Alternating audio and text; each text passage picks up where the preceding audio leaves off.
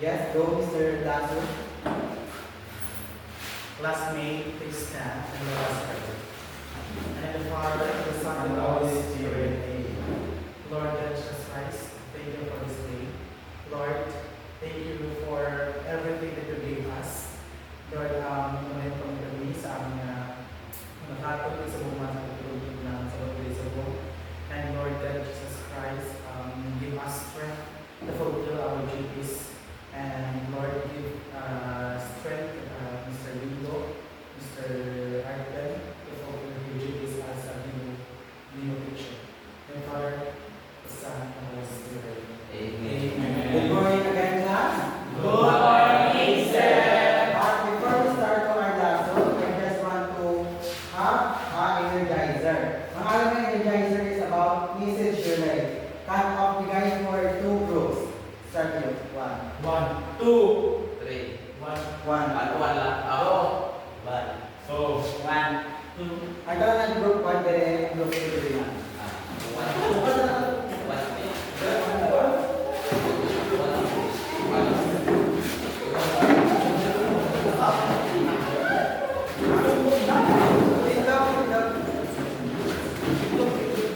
Message relay niya ako na ako na una. Kung sino mo kung nag-group na sa batang sakto kung mga sa ako, may video. May pakita ko sa inyo mga senses, message dapat ihambal yung sa akong sakto ha. Ikaw ang nagtatawag. Sabay kami na iya. Hindi sabay kami.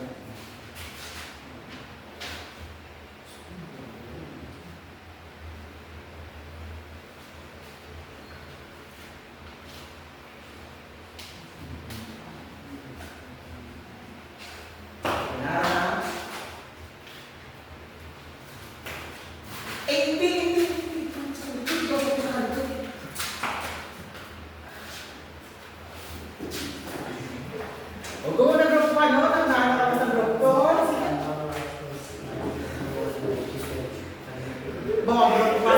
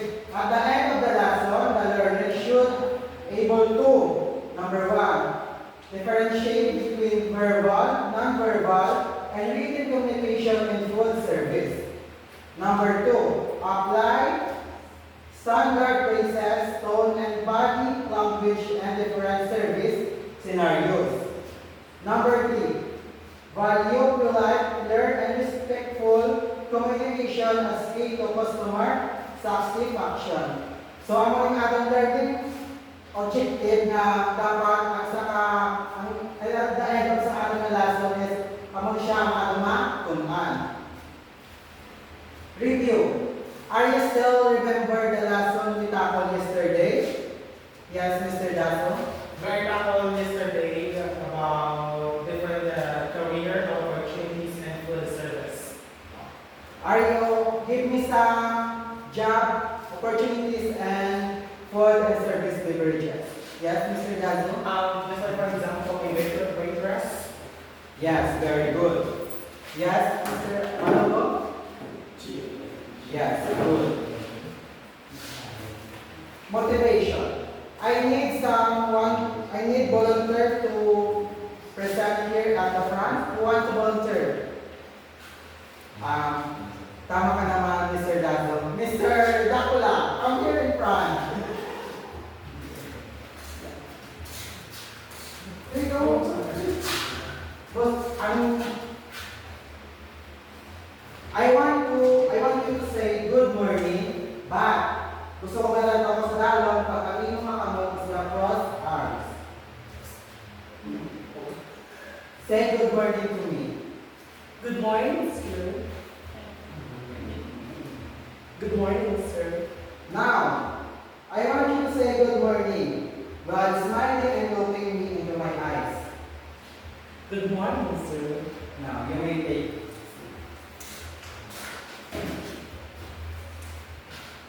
Which one made me feel welcome and why? Today we will learn that communication is not just about words, but how we say them and how we look while saying them. Tunanta kung anong proper way to say communication. So, activity. You're gonna raise your hand if the statement is true and you're gonna right hands up, you can right hands. And you're gonna raise left hand if the statement is wrong or false.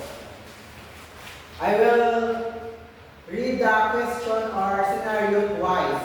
Listen carefully. Stop smiling and greeting guests.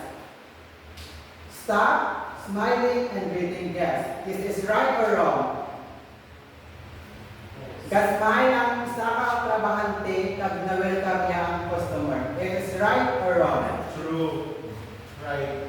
It is right. Dapat you like ka man katubang sa customer or guest.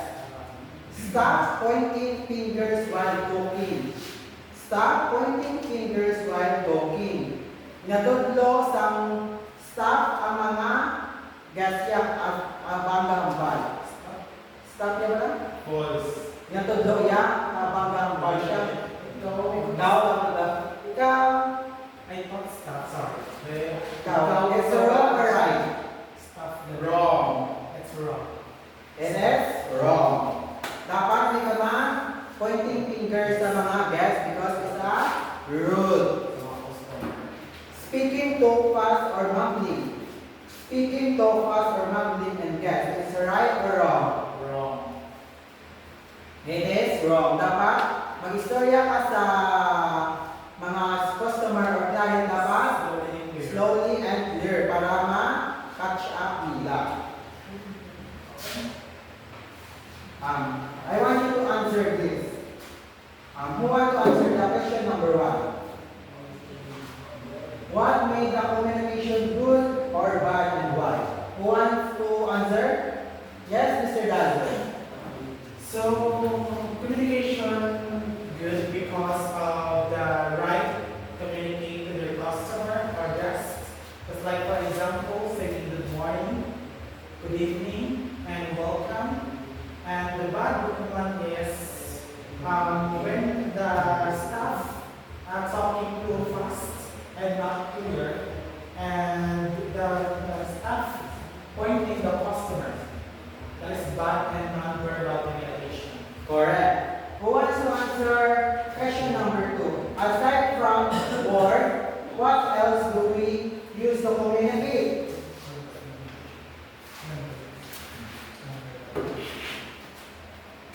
answer? Yes, Mr. Balogo? Aside from the words that else do we use to communicate? It's a non-verbal communication. Yes, non-verbal or mga body language, gestures. Future, pag-stand straight. Number 3. What happened to our restaurant staff are rude or unclear with speaking to guests? Yes, Mr. Napula, you want to answer?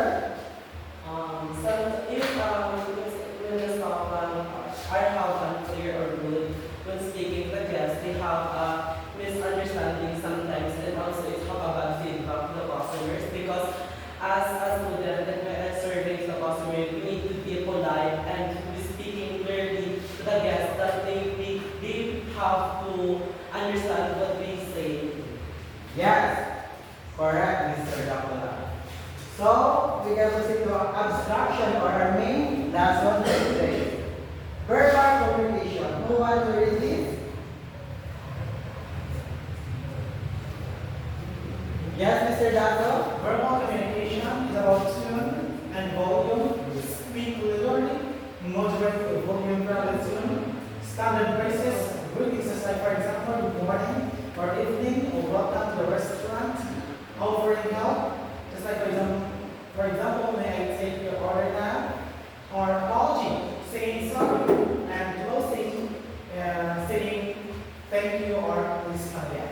Yes. Verbal communication is about speak clearly, moderate volume para hindi ma-misunderstood sa mga customer. Dapat may mga apology ka kung may masala ka mahimo sa customer, dapat take apology or a sorry. And when customer going out na, kung tapos na sila mag-dining sa restaurant, dapat say thank you for or come again. Next, non-verbal communication. Who wants to read? Yes, Mr. Balogo. Non-verbal communication, body posture, stand straight, face the guest. Eye contact, show attention and sincerity.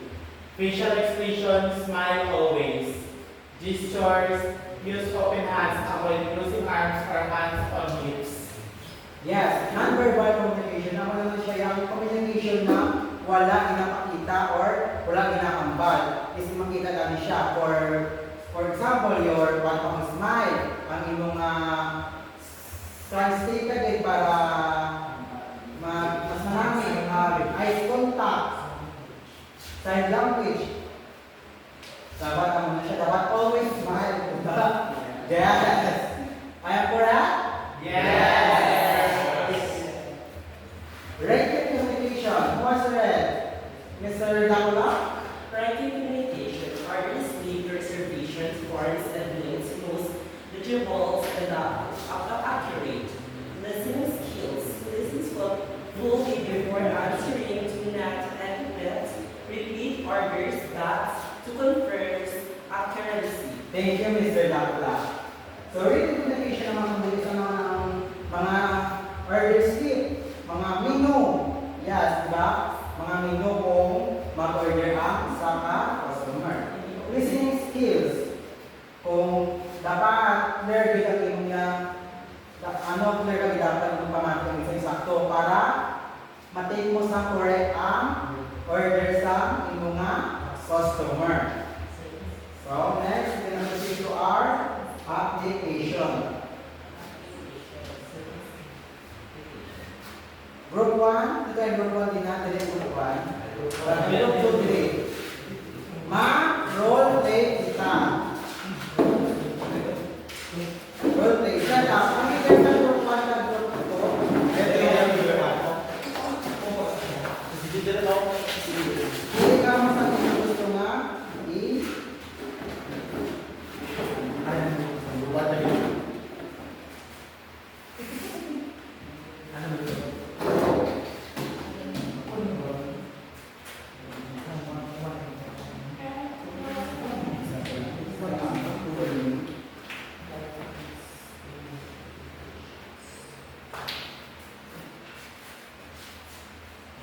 Okay na? Continue your group, please. Okay, present ang mga anak.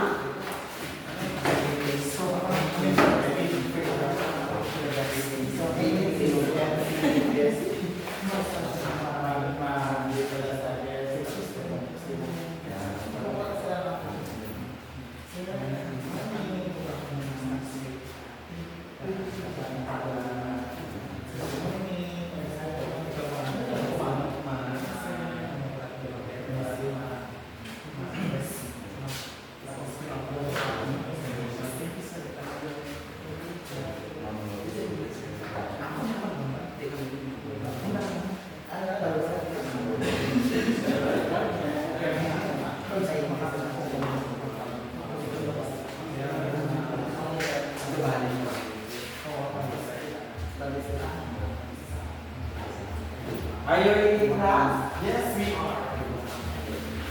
Sit down. We will wait that one. Ready na? Yes. Group 1, take the stage on. So good morning everyone. So we are the group 1 in the group. So then we're going to role play about the bidding farewell of the guests. So can I grab this, sir? Yes, go. Can you please stand up to and then follow me? Okay. Sit down. So, for example, tapos ang mga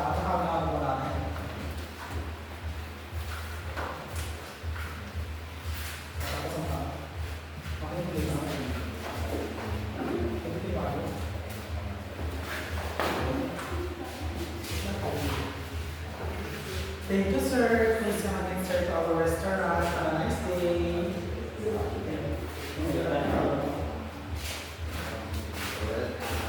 Very good. And that's all for our review. Give a clap to the group 1.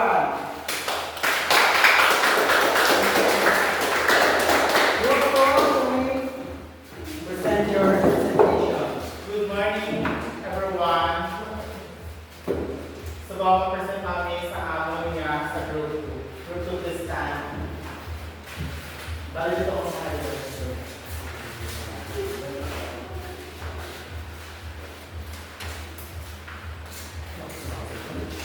Group 4 ko yung mga dito sa Hindi ka man group 1 sa dito. Hindi mo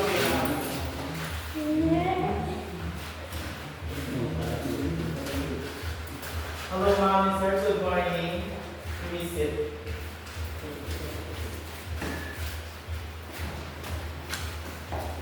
And this is the performance for group 1. Very good, group 1. Give a round of applause to the next group.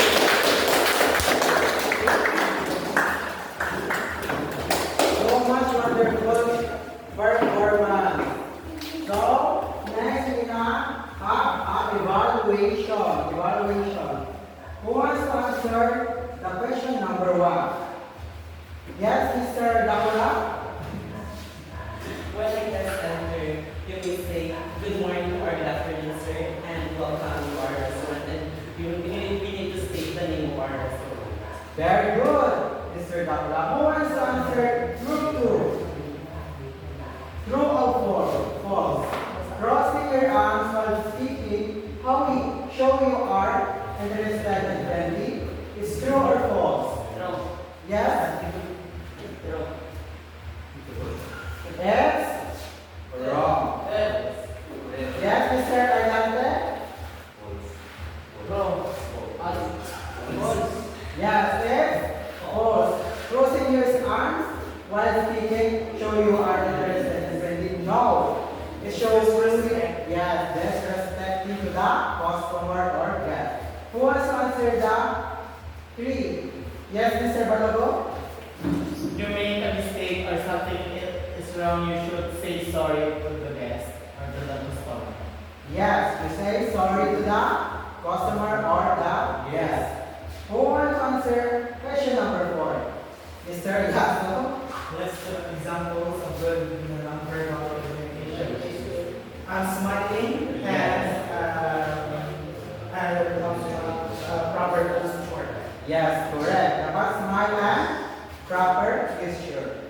So wants to answer the question number 5. Why is reporting the order back to the guest is important?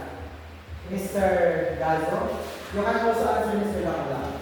It is important to repeat the order of the guest because it to para sir para check kung din natin yung order na pagsusulat dahil sa yung list of order Thank you, Mr. Gazo. Mr. Lakula, you want to answer also? Again, I would like to say like Mr. Naso, and I have more information to add on. Especially when taking order back and to the customer, we need to clear and we have to order sa chat ko. Kaya pinanglan na sa para kung hindi siya maghatag sa bad feedback sa ato ni restaurant or sa sa iyang ginagawa. Okay, siyempre yung maaarap na bad feedback sa restaurant, para kung may mga guests na makainan doon sa hall. Yes, correct, Mr. Dakula. You want to add Mr. Dazo? That's important to listen very carefully for that the orders cannot be repeated.